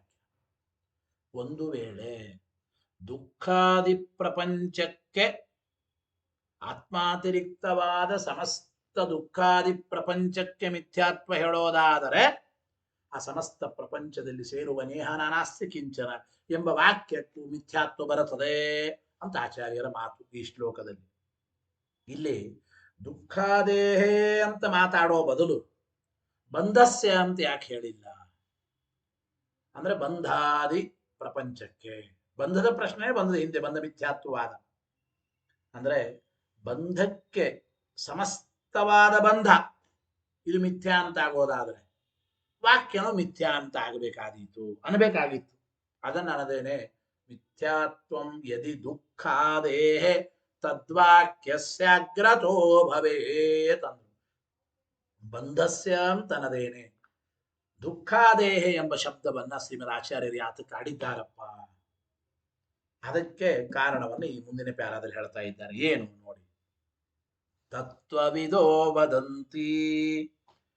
ಆಚಾರ್ಯರು ಮೂಲದಲ್ಲಿ ತಿಳಿಸಿಕೊಡ್ತಾ ಇದ್ದಾರೆ ಯಾತಕ್ಕೆ ಆಚಾರ್ಯರು ದುಃಖಾದೇಹ ಅಂದಿದ್ದಾರೆ. ಮೊದಲು ತತ್ವಜ್ಞಾನಿಗಳು ಪ್ರಶ್ನೆ ಮಾಡ್ತಾ ಇದ್ದಾರೆ. ತತ್ವವಿದೋ ವದಂತಿ, ತತ್ವವಿದ ತತ್ವಜ್ಞಾನಿನಃ ವದಂತಿ. ತತ್ವಜ್ಞಾನಿಗಳು ಪ್ರಶ್ನೆ ಮಾಡ್ತಾ ಇದ್ದಾರೆ ಏನು ಅಂದ್ರೆ, ಹೌದು ಸರ್ವೋಪಿ ಬಂಧ, ಎಲ್ಲ ರೀತಿಯ ಬಂಧ ಇದು ಮಿಥ್ಯಾ ಅಂತ ನಾವು ಹೇಳ್ತೇವೆ. ಎಲ್ಲ ರೀತಿಯ ಬಂಧ ಅಂದ್ರೆ ಏನ್ರಿ? ಬುದ್ಧಿ, ಇಂದ್ರಿಯ, ಶರೀರ, ವಿಷಯ, ತದ್ಧರ್ಮ ಲಕ್ಷಣ. ಸರ್ವೋಪಿ ಬಂಧ ಹೀಗೆ ಓದ್ಬೇಕ್ರೆ ಅದನ್ನ. ಎಲ್ಲ ರೀತಿಯ ಬಂಧ. ಎಲ್ಲ ರೀತಿಯ ಬಂಧ ಅಂದ್ರೆ ಏನ್ರಿ? ಬುದ್ಧಿ, ಇಂದ್ರಿಯ, ಶರೀರ, ವಿಷಯ ಪದಾರ್ಥಗಳು, ಆ ಶರೀರದ ಧರ್ಮಗಳು, ದುಃಖಾದಿಗಳು, ಇವೇ ಮೊದಲಾದ ಸರ್ವೋಪಿ ಬಂಧ. ಎಲ್ಲ ಬಂಧವೂ ಕೂಡ ಆತ್ಮನಲ್ಲಿ ಕಲ್ಪಿತ ಅಂತ ನಾವು ಒಪ್ಪಿದ್ದೇವೆ, ನಿಜ. ಸರ್ವೋಪಿ ಬಂಧ ಬುದ್ಧಿ, ಇಂದ್ರಿಯ, ಶರೀರ, ವಿಷಯ, ತದ್ಧರ್ಮ ಲಕ್ಷಣ. ಸರ್ವೋಪಿ ಬಂಧ ಅಸ್ಮಾಭಿರಪಿ ಆತ್ಮನಿ ಆರೋಪಿತ ಏವ, ಆತ್ಮನಲ್ಲಿ ಆರೋಪಿತವಾಗಿದೆ. ಇತ್ಯಂಗೀಕ್ರಿಯತೆ, ಇದನ್ನು ನಾವು ಒಪ್ತೇವೆ, ನಿಜ. ಯಥೋಕ್ತಂ ಭಾಷ್ಯಕೃತ, ಶ್ರೀಮದ್ ಆಚಾರ್ಯರೇನೇ ಭಾಷ್ಯಕಾರರೇನೇ ಹೀಗೆ ಹೇಳಿದ್ದಾರೆ ಆನಂದಮಯಾಧಿಕರಣದಲ್ಲಿ. ಎಲ್ಲ ಬಂದ ಆತ್ಮನಲ್ಲಿ ಆರೋಪಿತ. ಭಾಷ್ಯಕಾರರೇ ಆನಂದಮಯಾಧಿಕರಣದಲ್ಲಿ ಹೇಳಿದ್ದಾರೆ ಏನಂತ?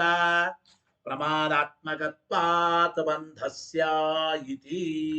ಈ ಬಂಧ ಪ್ರಮಾದ ರೂಪ. ಪ್ರಮಾದಾತ್ಮಕತ್ವಾತ್ ಬಂಧಸ್ಯ ಅಂದ್ರೆ ಅಲ್ಲಿ ಹೇಳಿದ್ದು ಜೀವ ಸ್ವತಂತ್ರ ಅಲ್ಲ, ಜೀವನ ಸ್ವಾತಂತ್ರ್ಯ ದೃಷ್ಟಿಯಿಂದ ಹೇಳಿದ್ದು. ಇರಲಿ, ಅಂತೂ ಪ್ರಮಾದಾತ್ಮಕತ್ವಾತ್ ಬಂಧಸ್ಯ ಅಂತ ಭಾಷ್ಯಕಾರರೇನೇ ಬಂಧಕ್ಕೆ ಮಿಥ್ಯಾತ್ವವನ್ನ ಹೇಳಿದ್ದಾರೆ. ಬಂಧಕ್ಕೆ ಮಿಥ್ಯಾತ್ವ ಹೇಳಿದ್ದಾರೆ ಭಾಷ್ಯಕಾರರೇ. ಹಾಗಾದ್ರೆ ಪ್ರಮಾದಾತ್ಮಕತ್ವಾತ್ ಬಂಧಸ್ಯ ಅಂತ ಬಂಧಕ್ಕೆ ಮಿಥ್ಯಾತ್ವ ಹೇಳಿದ ಮೇಲೆ ಅತಃ ಕಿನ್ ನಿಬಂಧನ ಬಂಧ ಮಿಥ್ಯಾತ್ವ ನಿರಾಸೆ ನಿರ್ಬಂಧ. ಹಾಗಾದ್ರೆ ಯಾಕೆ ಪೂರ್ವ ಪಕ್ಷಿಗಳನ್ನು ಕುರಿತು ಬಂಧ ಮಿಥ್ಯಾತ್ವದ ನಿರಾಕರಣೆ ಮಾಡ್ತಾ ಇದ್ದೀರಿ? ಆನಂದಮಯಾಧಿಕರಣದಲ್ಲಿ ಪ್ರಮಾದಾತ್ಮಕತ್ವಾತ್ ಬಂಧಸ್ಯ ಅಂತ ಹೇಳಿ ಬಂಧ ಮಿಥ್ಯಾ, ಬುದ್ಧಿ, ಇಂದ್ರಿಯ ಮೊದಲಾದ ಸಮಸ್ತ ವಿಧವಾದ ಬಂಧವೂ ಕೂಡ ಆತ್ಮನಲ್ಲಿ ಆರೋಪಿತ, ಬಂಧ ಮಿಥ್ಯಾ ಅಂತ ಹೇಳಿದ್ದೀರಿ. ಅಂದ ಮೇಲೆ ಆ ಪೂರ್ವ ಪಕ್ಷಿಗಳ ಬಂಧ ಮಿಥ್ಯಾತ್ವವನ್ನ ಯಾಕಷ್ಟು ನಿರಾಕರಣೆ ಮಾಡ್ತಾ ಇದ್ದೀರಿ? ಯಾತಕ್ಕಷ್ಟು ನಿರಾಕರಣೆ ಮಾಡ್ತಾ ಇದ್ದೀರಿ ಅಂತ ತತ್ವವಾದಿಗಳು ಪ್ರಶ್ನೆ ಮಾಡಿದರೆ ಅದಕ್ಕೆ ಟೀಕಾಕೃತ್ಪಾದರು ಉತ್ತರ ಕೊಡ್ತಾ ಇದ್ದಾರೆ. ಸತ್ಯಂ, ಹೌದು ನಿಜ. ಸತ್ಯಂ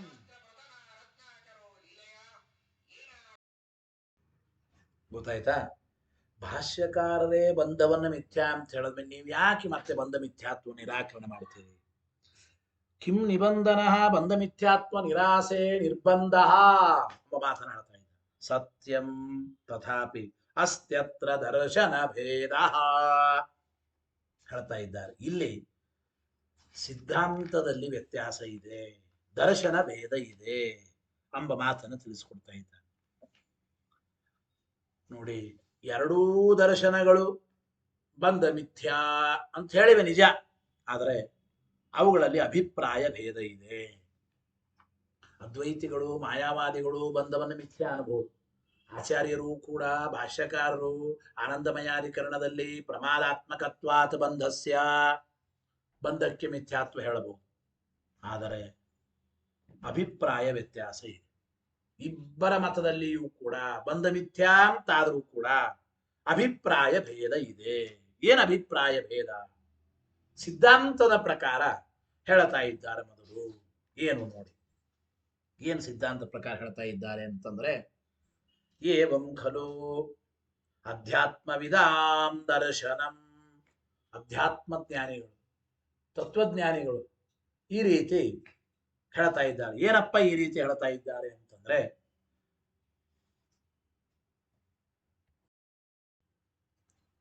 ಹೇಳ್ತಾ ಇದ್ದಾರೆ ಏವಂ ಖಲು ಅಧ್ಯಾತ್ಮವಿದಾಂ ದರ್ಶನಂ, ಈ ರೀತಿ ಒಂದು ವಾದ ಇದೆ.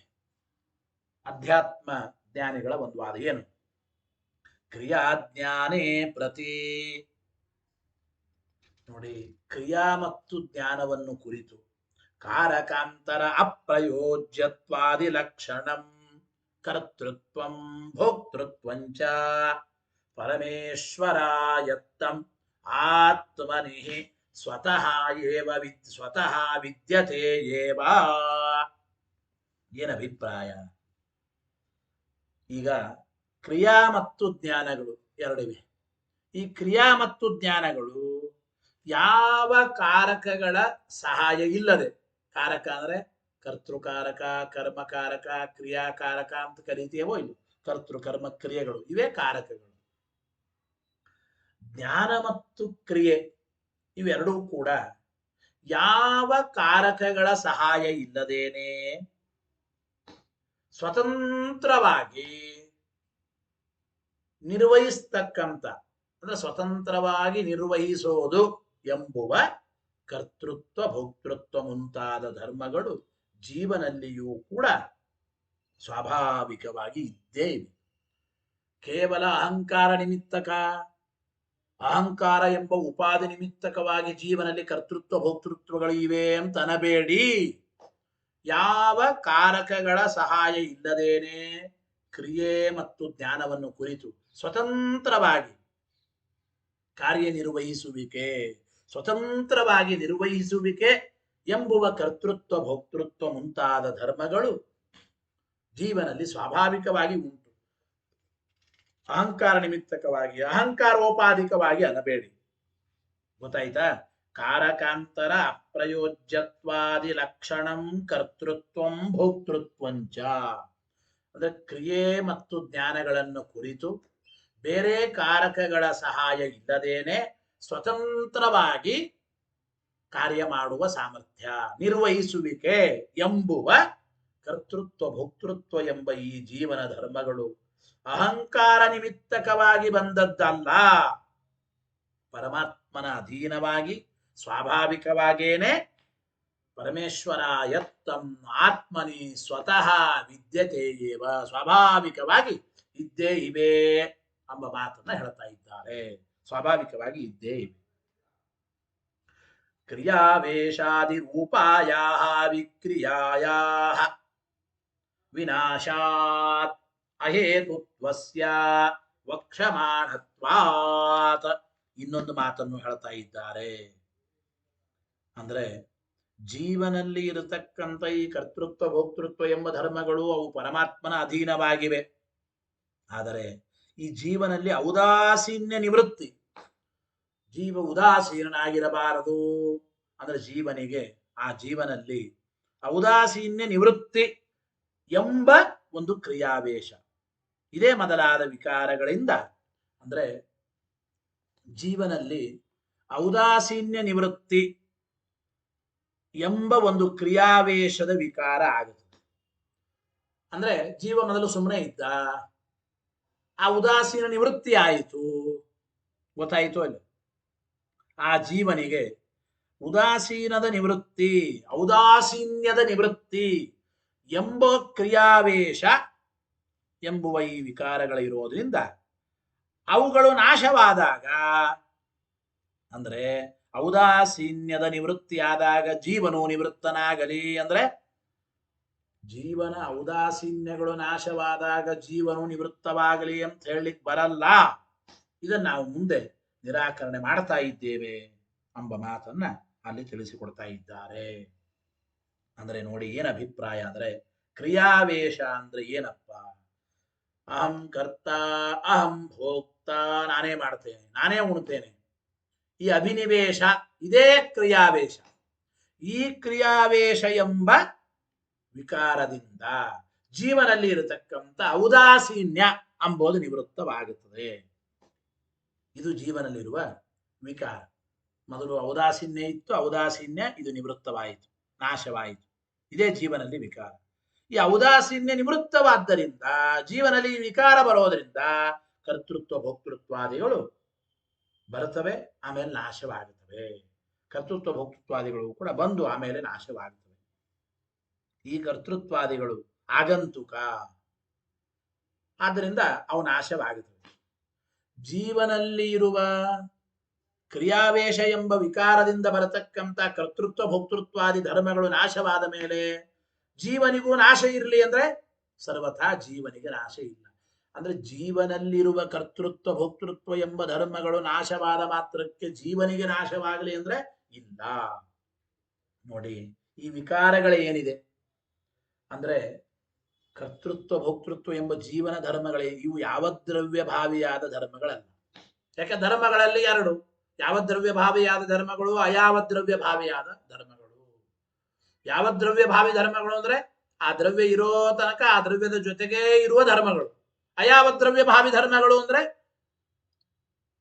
ಆ ದ್ರವ್ಯ ಇದ್ದಾಗಲೂ ಅವು ಮೊದಲೇ ನಾಶವಾಗಿ ಬಿಡುತ್ತವೆ. ಹಾಗೆ ಕರ್ತೃತ್ವ ಭೋಕ್ತೃತ್ವ ಎಂಬ ಈ ಧರ್ಮಗಳು, ಜೀವನ ವಿಕಾರಗಳು ಚೈತನ್ಯನಂತೆ ಯಾವ ದ್ರವ್ಯ ಭಾವಿ ಅಲ್ಲ. ಆದ್ದರಿಂದ ವಸ್ತು ಇರೋಷ್ಟು ಸಮಯ ಅವು ಇರೋದಿಲ್ಲ.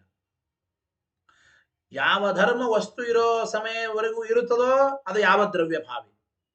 ಗೊತ್ತಾಯಿತು ಅಲ್ಲ? ಯಾವ ದ್ರವ್ಯ ಭಾವಿ ಆದ ಧರ್ಮಗಳಿಗೆ ನಾಶ ಆದಾಗ ಆ ದ್ರವ್ಯವು ನಾಶವಾಗುತ್ತದೆ. ಈಗ ಕ್ರಿಯಾವೇಶ ರೂಪವಾದ ಈ ವಿಕಾರ ಜೀವನ ಹುಟ್ಟು ಸಾವುಗಳಿಗೆ ಕಾರಣವಾಗತಕ್ಕಂಥದ್ದಲ್ಲ. ಅಂದ್ರೆ ಕ್ರಿಯಾವೇಶ ರೂಪವಾದ ಈ ವಿಕಾರ ಜೀವನ ಹುಟ್ಟು ಸಾವುಗಳಿಗೆ ಕಾರಣ ಅಲ್ಲ. ಜೀವ ಅವನು ನಿತ್ಯ, ಅನಾದಿ ನಿತ್ಯ. ನಾನಿತ್ಯತಾ ಸ್ಮತ್ ಪಕ್ಷೇ ನ ಅನಿತ್ಯತಾ ಅಸ್ಮತ್ ಪಕ್ಷೇ, ನಾನಿತ್ಯತಾ ಸ್ಮತ್ ಪಕ್ಷೇ ಚೈತನ್ಯಾದೇ ವಿಶೇಷಿಣ. ಜೈನ ಮತ ನಿರಾಕರಣೆ ಮಾಡುವ ಸಂದರ್ಭದಲ್ಲಿ ಸಮಯ ಪಾದದಲ್ಲಿ ಆಚಾರ್ಯರು ಇದನ್ನು ಹೇಳಿದ್ದ. ಜೀವ ಅನಾದಿ ನಿತ್ಯ, ಆದ್ರಿಂದ ಜೀವನಿಗಿರುವ ಈ ವಿಕಾರಗಳು ಕರ್ತೃತ್ವ ಭೋಕ್ತೃತ್ವಗಳು ಅವು ನಾಶವಾದ ಮಾತ್ರಕ್ಕೆ ಜೀವನು ನಾಶ ಆಗಲಿ ಅಂತ ಹೇಳಲಿಕ್ಕೆ ಬರಲ್ಲ ನಿಮಗೆ. ಸಮಯ ಪಾದದಲ್ಲಿ ಜೈನ ಮತ ನಿರಾಕರಣೆ ಮಾಡುವಾಗ ಹೇಳಿದ್ದ. ನೋಡಿ, ಕ್ರಿಯಾವೇಶಾದಿ ರೂಪಾಯಾ ವಿಕ್ರಿಯಾಯಾ, ಕ್ರಿಯಾವೇಶ ಎಂಬ ಈ ಜೀವನಲ್ಲಿ ಇರುವ ವಿಕಾರಗಳು ಅವು ವಿನಾಶಾತ್ ವಿನಾಶವಾದರೂ ಅಹೇತುತ್ವಸ್ಯ ವಕ್ಷಮಾಣತ್ವಾತ್ ಅವು ಜೀವನ ನಾಶಕ್ಕೆ ಕಾರಣವಾಗೋದಿಲ್ಲ ಎಂಬ ವಿಚಾರವನ್ನ ಸಮಯ ಪಾದದಲ್ಲಿ ಜೈನ ಮತ ನಿರಾಕರಣೆ ಮಾಡುವಾಗ ನಾವು ಹೇಳಿದ್ದೇವೆ. ಜೊತೆಗೆ ತಸ್ಯ ಅಪರಾಯತ್ತತ್ವ ಅವಭಾಸಃ ಅವಿದ್ಯಾ ನಿಮಿತ್ತಕೋ ಭ್ರಮ. ಈ ಜೀವನಲ್ಲಿ ಏನಾಗುತ್ತದಪ್ಪ ಅಂತಂದ್ರೆ ನೋಡಿ, ಈ ಕರ್ತೃತ್ವ ಮೊದಲಾದ ಧರ್ಮಗಳು ಏನ್ ಮಾಡ್ತವೆ? ನಾನು ಕರ್ತ, ನಾನು ಭೋಕ್ತ ಎಂಬೋ ಈ ಧರ್ಮಗಳು ಈ ಜೀವ ಪರಮೇಶ್ವರನ ಅಧೀನ.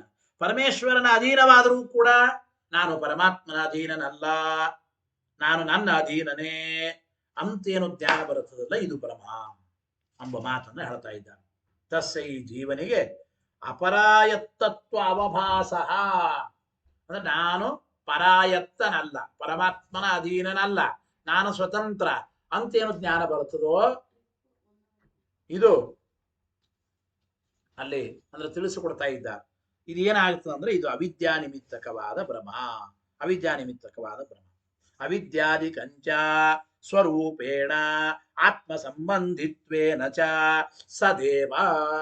ಈ ಜೀವನಿಗಿರತಕ್ಕಂತಹ ಅವಿದ್ಯಾನೂ ಕೂಡ ಅವಿದ್ಯಾನೂ ಕೂಡ ಆತ್ಮ ಸಂಬಂಧಿಯಾಗಿ ಅದು ಸತ್ಯವೇ ಆಗಿದೆ. ಅವಿದ್ಯಾ ಮಿಥ್ಯಾ ಅಂತ ಯಾರು ಹೇಳ್ಯಾರ್ರಿ? ಜೀವನಿಗೆ ಅವಿದ್ಯಾ ನಿಮಿತ್ತಕವಾಗಿ ಸ್ವಾತಂತ್ರ್ಯ ಭ್ರಮ ಎಲ್ಲವೂ ಬರುತ್ತದೆ, ನಿಜ. ಈ ಅವಿದ್ಯಾದಿಗಳು ಕೂಡ ಸ್ವರೂಪೇಣ ಆತ್ಮನ ಸಂಬಂಧಿಯಾಗಿವೆ, ಅದು ಸರಿ. ಆತ್ಮನ ಸಂಬಂಧಿಯಾದ ಈ ಅವಿದ್ಯಾದಿಗಳು ಕೂಡ ಏನಾಗಿವೆ? ಅವುಗಳು ಸತ್ಯವೇ. ಗೊತ್ತಾಯ್ತು ಅಲ್ಲ? ಅವಿದ್ಯಾ ನಿಮಿತ್ತ ಕಾರಣ ಹೊರತು ಉಪಾದಾನ ಕಾರಣ. ಅಂದ್ರೆ ಜೀವರಿಗೆ ಈ ಬಂಧಕ್ಕೆ ಅವಿದ್ಯಾ ಎಂಬುದು ನಿಮಿತ್ತ ಕಾರಣನೇ ಹೊರತು ಮೆಟೀರಿಯಲ್ ಉಪಾದಾನ ಕಾರಣ ಅಂತಲ್ಲ. ಈ ಅವಿದ್ಯಾನೂ ಕೂಡ ಸತ್ಯವೇ ಆಗಿದೆ. ಈ ಅವಿದ್ಯಾಕ್ಕೂ ಆತ್ಮನಿಗೂ ಇರತಕ್ಕಂತ ಸಂಬಂಧ ಇದು ಸತ್ಯವೇ. ಅದಕ್ಕಾಗೇನೆ ಅವಿದ್ಯಾ ಮತ್ತು ಆತ್ಮನಿಗಿರುವ ಸಂಬಂಧವೂ ಸತ್ಯ, ಅವಿದ್ಯಾನೂ ಸತ್ಯ ಅಂತ ಆದ್ಮೇಲೆ ಬುದ್ಧಿ, ಇಂದ್ರಿಯ, ಶರೀರ, ವಿಷಯ ಪದಾರ್ಥಗಳು ಇವೆಲ್ಲವೂ ಸ್ವರೂಪತಃ ಸತ್ಯವೇ ಆಗಿವೆ, ಅದರ ಪರಮಾತ್ಮನ ಅಧೀನವೇ ಆಗಿವೆ. ಅದನ್ನು ತಿಳಿಯಬೇಕು. ಸದೇವ ಏವಂ ಬುದ್ಧಿ ಇಂದ್ರಿಯ ಶರೀರ ವಿಷಯ ಸ್ವರೂಪ ಸಂತಃ ಏವ ಈಶ್ವರ ವಶಾಹ ಅಪಿ. ಈ ಜೀವನ ಧರ್ಮಗಳಾದ ಬುದ್ಧಿ, ಇಂದ್ರಿಯ, ಶರೀರ, ವಿಷಯ ಪದಾರ್ಥಗಳು ಇವೆಲ್ಲವೂ ಸ್ವರೂಪತಃ ಸತ್ಯನೇ, ಆದರೆ ಪರಮಾತ್ಮನ ಅಧೀನ. ಆದರೂ ಅವಿದ್ಯಾದಿವಶಾತ ಮತ್ತೆ ಇವೆಲ್ಲವೂ ಅವಿದ್ಯಾ ನಿಮಿತ್ತಕವಾಗಿ ಆತ್ಮೀಯತೆಯ ಅಧ್ಯಸ್ಯಂತೆ. ಇವೆಲ್ಲವೂ ಕೂಡ ಪರಮಾತ್ಮನ ಅಧೀನವಾಗಿದ್ದರೂ ಕೂಡ ಅವಿದ್ಯಾ ಸಂಬಂಧ ನಿಮಿತ್ತಕವಾಗಿ ಆರೋಪಿತವಾಗಿವೆ. ಅಂದ್ರೆ ಈ ಶರೀರ ಇಂದ್ರಿಯ ರೂಪವಾದ ಬಂಧದ ವಿಷಯದಲ್ಲಿ ಪರಮಾತ್ಮನ ಅಧೀನವಾದ ಆತ್ಮೀಯತೆಯೂ ಜೀವನಿಗಿದೆ. ಅಂದ್ರೆ ಇವು ನನ್ನವುಗಳು, ಇದು ಪರಮಾತ್ಮನ ಅಧೀನವಾಗಿ ಜೀವನಿಗಿದಿದೆ. ಈ ಶರೀರಾದಿಗಳು ಆತ್ಮನಕ್ಕಿಂತ ಭಿನ್ನವಾದರೂ ಕೂಡ ಸ್ಪಷ್ಟವಾಗಿ ಅರಿಯಲಾರದೆ, ಅಂದ್ರೆ ಈ ಜೀವ ಅಂದ್ರೆ ಈ ಶರೀರಾದಿಗಳು ಆತ್ಮನಿಗಿಂತ ಭಿನ್ನನಾಗಿದ್ದರೂ ಕೂಡ ಸ್ಪಷ್ಟವಾಗಿ ತಿಳಿಯೋದಿಲ್ಲ. ಈ ಜೀವ ವಸ್ತುತಃ ಪರಮಾತ್ಮನಿಗಿಂತ ಭಿನ್ನ, ಆದರೆ ಅದನ್ನು ಸ್ಪಷ್ಟವಾಗಿ ಅದನ್ನು ತಿಳಿಯೋದಿಲ್ಲ. ಆದ್ರಿಂದ ಶರೀರಾದಿ ಧರ್ಮಗಳಾದ ಅಂದ್ರೆ ಆ ಸತ್ಯವೇ ಆಗಿರತಕ್ಕಂತ ದುಃಖಾದಿಗಳು ತನ್ನದು ಅಂತ ಭಾವಿಸ್ತಾನೆ. ನೋಡಿ ಹೇಳ್ತಾ ಇದ್ದ, ಪರಾಯತ್ತ ಆತ್ಮೀಯತಾಪಿ ಅಸ್ತೇವ. ಭಗವದಧೀನವಾದ ನನ್ನದು ಎಂಬ ಭಾವನೆ ಜೀವನಿಗೆ ಇದ್ದೇ ಇದೆ. ತಾಂಶ್ಚ ಇದೆಲ್ಲವೂ ಕೂಡ ಆತ್ಮನಿಗೆ ಶರೀರ ಇಂದ್ರಿಯ ಬುದ್ಧಿ ಧರ್ಮಗಳೆಲ್ಲವೂ ಕೂಡ ಅಂದ್ರೆ ಆತ್ಮನಃ ವಿವಿಕ್ತಾನಪಿ ತಾಂಶ್ಚ, ಎಲ್ಲ ಧರ್ಮಗಳು ನನ್ನಿಂದ ಭಿನ್ನ ಅಂತ ವಿಸ್ಪಷ್ಟತೆಯ ಅನುಪಲಂಭಮಾನ ಎಂಬ ಮಾತನ್ನು ಹೇಳ್ತಾ ಇದ್ದಾರೆ. ಈ ಶರೀರಾದಿಗಳು ನನ್ನಿಂದ ಭಿನ್ನ ಅಂತ ಸ್ಪಷ್ಟವಾಗಿ ಇವನು ತಿಳಿಯೋದಿಲ್ಲ. ಆದ್ದರಿಂದ ಅನುಪಲಭಮಾನ ತದ್ಧರ್ಮಾನ್ ದುಃಖಾದೀನ ಸತ್ಯಾನೇವ ತದ್ಧರ್ಮಾನ್ ದುಃಖಾದೀನ್. ಸತ್ಯಭೂತವಾಗಿರತಕ್ಕಂತಹ ಜೀವನ ದುಃಖಾದಿ ರೂಪ ಧರ್ಮಗಳನ್ನ ಆತ್ಮೀಯತ್ವೇನ ಪಶ್ಯನ್, ಇವು ನನ್ನವೇ ಅಂತ ತಿಳಿಯುತ್ತ. ತತ್ಕೃತೆ ನೀಚೋಚ್ಚತ್ವ ಲಕ್ಷಣೆ ವಿಕೃತಿ. ಆ ಧರ್ಮಗಳಿಂದ ನೀಚೋಚ್ಚತ್ವ ರೂಪವಾದ ಏನು ವಿಕಾರ ಇದೆ, ಇದು ಕೂಡ ಸತ್ಯೇ ಏವ ಪ್ರತಿಪದ್ಯತೆ. ಗೊತ್ತಾಯಿತೋ ಇಲ್ಲ? ಶರೀರಾದಿ ಧರ್ಮಗಳಾದ ಇವೆಲ್ಲವೂ ಸತ್ಯವೇ, ದುಃಖಾದಿಗಳನ್ನು ತನ್ನದು ಅಂತ ಅವನು ತಿಳಿತಾನೆ. ಆ ದುಃಖಾದಿ ನಿಮಿತ್ತಕವಾಗಿ ಸತ್ಯವೇ ಆದ ಈ ಮೇಲು ಕೀಳು ಉಚ್ಚತ್ವ ನೀಚತ್ವ ಈ ಮೊದಲಾದ ವಿಕಾರಗಳನ್ನು ಈ ಜೀವ ಹೊಂದುತ್ತಾನೆ. ಆದ್ದರಿಂದ ರಾಗದ್ವೇಷಾದಿಗಳು ಉಚ್ಚತ್ವ ನೀಚತ್ವ ಎಂಬ ವಿಕಾರಗಳು ಬಂದ ಮೇಲೆ ಈ ಜೀವನಿಗೆ ರಾಗದ್ವೇಷಾದಿಗಳು ಹುಟ್ಟುತ್ತವೆ. ತತಃ ರಾಗದ್ವೇಷಾಭ್ಯಾಂ ಪ್ರಯುಕ್ತ. ಈ ರಾಗದ್ವೇಷದಿಂದ ಪ್ರಯುಕ್ತನಾದ ಜೀವ ಏನು ಮಾಡ್ತಾನೆ? ತದ್ವಿನಿರುತ್ತಗೆ, ಈ ರಾಗದ್ವೇಷಗಳ ನಾಶಕ್ಕಾಗಿ ಯತ್ಕರೋತಿ ಏನು ಮಾಡ್ತಾನೆ? ತದಪಿ ಏತಾದೃಗೇವ ಆತನೋತಿ. ಈ ರಾಗದ್ವೇಷಗಳ ನಿವಾರಣೆಗಾಗಿ ಮಾಡುವುದೆಲ್ಲವೂ ಹಿಂದಿನಂತೆ ಅವಿದ್ಯಾ ಮೂಲಕವಾಗಿ ರಾಗದ್ವೇಷಗಳ ನಿವಾರಣೆಗಾಗಿ ಮಾಡಬೇಕು. ಆ ಮಾಡೋದೆಲ್ಲ ಹಿಂದಿನಂತೆ ಅವಿದ್ಯಾ ಮೂಲಕವಾಗಿ ಆತ್ಮೀಯತಾ ಭ್ರಮದಿಂದ ಅವಿದ್ಯಾ ನಿಮಿತ್ತಕವಾಗಿ ನಾನೇ ಮಾಡ್ತೇನೆ, ಇದು ನನ್ನದೇ ಕಾರ್ಯ ಅಂತ ಅವಿದ್ಯಾ ನಿಮಿತ್ತಕವಾದ ಭ್ರಮ ಬಂದು ರಾಗದ್ವೇಷಗಳಲ್ಲೇ ಪರಿವಸಾನ ಹೊಂದುತ್ತವೆ. ಜೀವನ ಎಲ್ಲ ಧರ್ಮಗಳು ರಾಗದ್ವೇಷಗಳಲ್ಲೇ ಪರಿವಸಾನ ಹೊಂದು, ಹೀಗಾಗಿ ಜೀವ ಅನೇಕ ಯೋನಿಗಳಲ್ಲಿ ಪುನಃ ಪುನಃ ಹುಟ್ಟಿ ಬರ್ತಾನೆ. ಗೊತ್ತಾಯಿತೋ ಇಲ್ಲ? ರಾಗದ್ವೇಷಗಳಿಂದ ಪ್ರವೃತ್ತನಾಗಿ ಆಮೇಲೆ ಹಾಗಾದ್ರೆ ಈ ಬಂಧ ದುಃಖ ಇವುಗಳ ನಿವೃತ್ತಿಗಾಗಿ ಏನೇನೋ ಮಾಡ್ತಾನೆ, ಅದೆಲ್ಲವೂ ಕೂಡ ಅಜ್ಞಾನ ನಿಮಿತ್ತಕವಾಗಿ ನನ್ನದೇ ಅಂತ ತಿಳಿದುಕೊಂಡು ಆತನೋತೀತಿ ಅನೇಕ ಯೋನಿಷು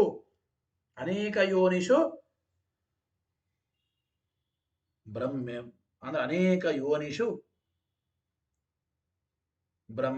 ಭ್ರಮಾಮಿ ಅಂದ್ರು. ತಪ್ಪಾಗಿದೆ ಅಲ್ಲಿ ಶಬ್ದ. ಅನೇಕ ಯೋನಿಷು ಬ್ರಹ್ಮ್ಯತಿ, ಅನೇಕ ಯೋನಿಗಳಲ್ಲಿ ಈ ಜೀವ ಹುಟ್ಟಿ ಬರ್ತಾನೆ ಎಂಬ ಮಾತನ್ನು ತಿಳಿಸಿಕೊಡ್ತಾ ಇದ್ದಾರೆ. ಅಂದ್ರೆ ಅಜ್ಞಾನವೂ ಸತ್ಯ, ಅಜ್ಞಾನ ನಿಮಿತ್ತಕವಾದ ಬರುವ ಭ್ರಮವೂ ಸತ್ಯ. ಹಾಗಾದ್ರೆ ಯಾವುದು ಸುಳ್ಳು ಯಾವುದು ಸತ್ಯ ಆ ವಿಚಾರ ಮತ್ತೆ ಮುಂದುವರಿಸ್ತಾನೆ. ಅದನ್ನ ಮತ್ತೆ ನಾಳಿನ ಪಾಠದಲ್ಲಿ ಕೇಳೋಣ ಅಂತ ಹೇಳ್ತಾ, ಹರಯೇ ನಮಃ. ಶ್ರೀಕೃಷ್ಣಾರ್ಪಣಮಸ್ತು. ಅನೇನ ಭಾವೇತ್ ಪುಣ್ಯಂ ತದಾಪ್ನೋತು ಗುರುರ್ಮಮ. ಮಧ್ವೇಶಾರ್ಪಣಮಸ್ತು.